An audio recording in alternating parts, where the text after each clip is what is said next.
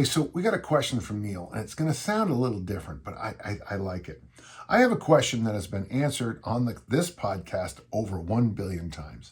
I haven't been counting, but that sounds right. It's about how to blend kettlebells and barbells, but not necessarily from an exercise selection or programming perspective, because that's what's bothering me. When I did exclusively kettlebells coming into and out of the pandemic, I looked the best, moved the best, and felt the best I ever did. And if you know anything about my work and my sense of humor, I always say the sentence, and it works so well, we stopped doing it.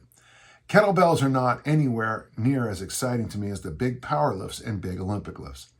What advice do you have for someone who knows what's good for them, but doesn't necessarily want to take their medicine? You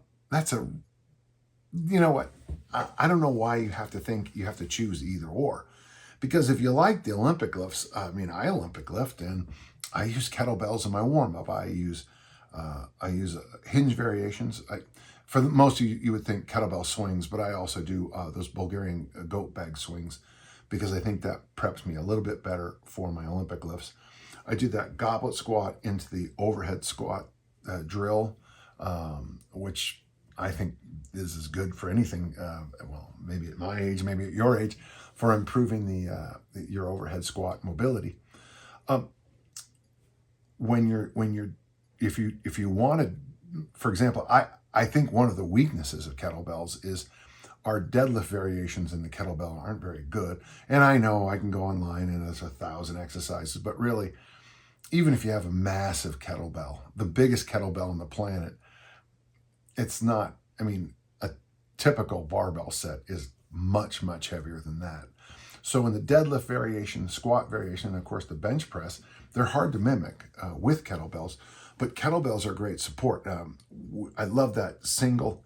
So it's the one arm bench press, the single arm bench press. I think that's one of the best whole body exercises I've ever done. Interesting is if you do it right, you'll understand why I said that. But if you leave this hand free, as that load comes down, you counter it so hard, every muscle in the big X of your body has to light up.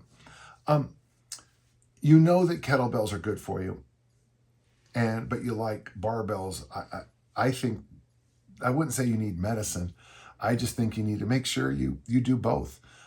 If you're not that far away, or online, we can talk about all these things, but you'll notice a lot of people who trend more in my direction about equipment. Basically, I see equipment as a toolkit. I would not, even though I think very highly of kettlebells and I think very highly of barbells. I would never, say anything else is bad or good. Every piece of equipment you can find is really, really good for what the job it's supposed to do. The ab wheel is wonderful for what the ab wheel does. And they cost, $5-10 every January over at this place near my house.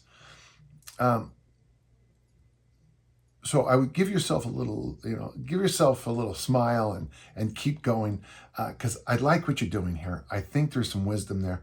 And folks, I got to tell you from the heart, barbells and kettlebells, to quote Forrest Gump, they're like peas and carrots, okay? They really do work well together. And I'm not sure why certain wings of the kettlebell world think barbells are worthless and certain wings of the barbell world think kettlebells are worthless.